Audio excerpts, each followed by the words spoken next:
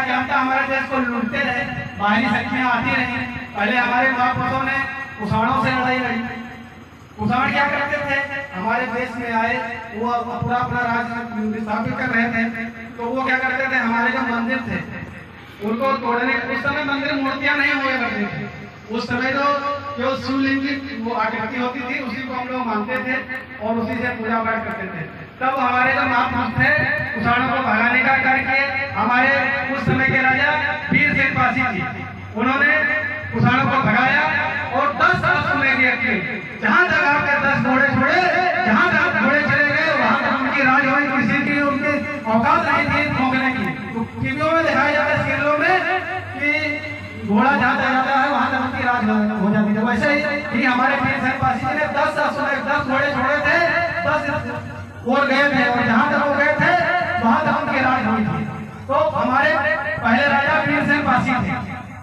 उसके बाद में जब हमारे देश में जब मुस्लिम आक्रांत आए तो हमारे महाराजा लाखन पासी, महाराजा कंसा पासी, महाराजा सुहेलदेव पासी उनसे लड़ाई लड़े और आप उनके वंशज हो, मगर आप लोगों को कोई लोग बताया नहीं। इसलिए नहीं बताया कि आप लोग भी जागरूक हो जाओगे तो उन लोगों से हिस्सा मांगना शुरू कर दोगे, उन लोगों से बातें करना शुरू कर दोगे कि हम कैसे दलित हैं, हम कैसे शूद्र हैं, हम कैसे नीच हैं, जो आप नीच संबोधित करते हो। इसलिए आपको नहीं बताया गया। हमको 2 प्रकार से ठगा गया है मित्रों। हमको राजनीति के तौर पे ठगा गया और हमको स्पष्टता के तौर पे ठगा गया।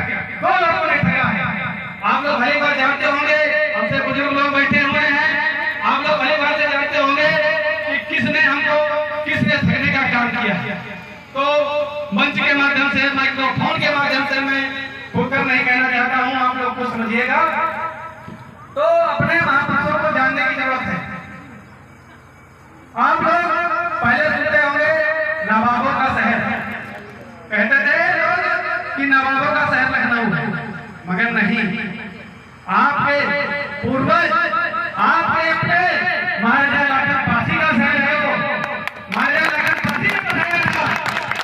आपका बगल में शहर पड़ता है सीतापुर, आपके पूर्वज महाराजा सीतापासी ने बताया था ऐसा कोई जिला नहीं जहाँ पासी राजाओं का नहीं, ऐसी कोई जगह नहीं जहाँ पासियों की चली नहीं।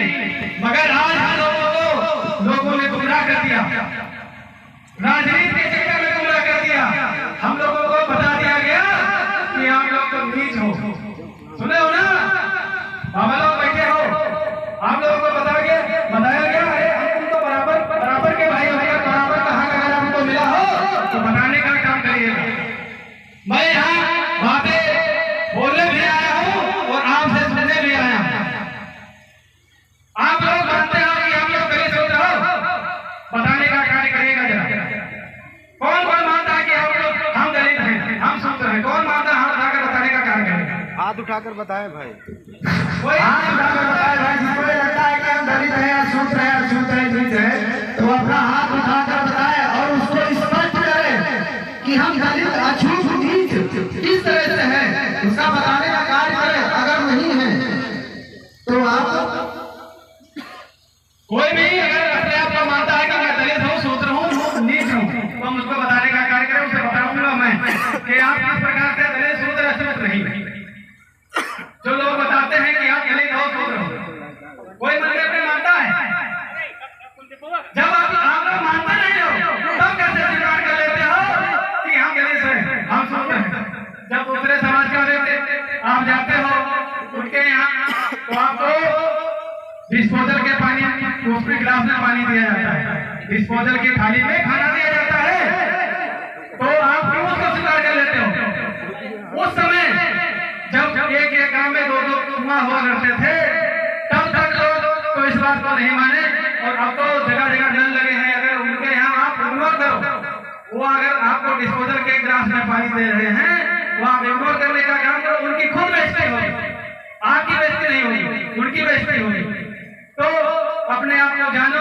और अगर कोई आपको खुले मन जैसे बता देते हैं, हम लोग जिसे सुने तो बात कहते हैं पासियों ने तो सुअर पाल ली, इसलिए वो अछूत हो गए, तो उसका भी काट आपके पास है।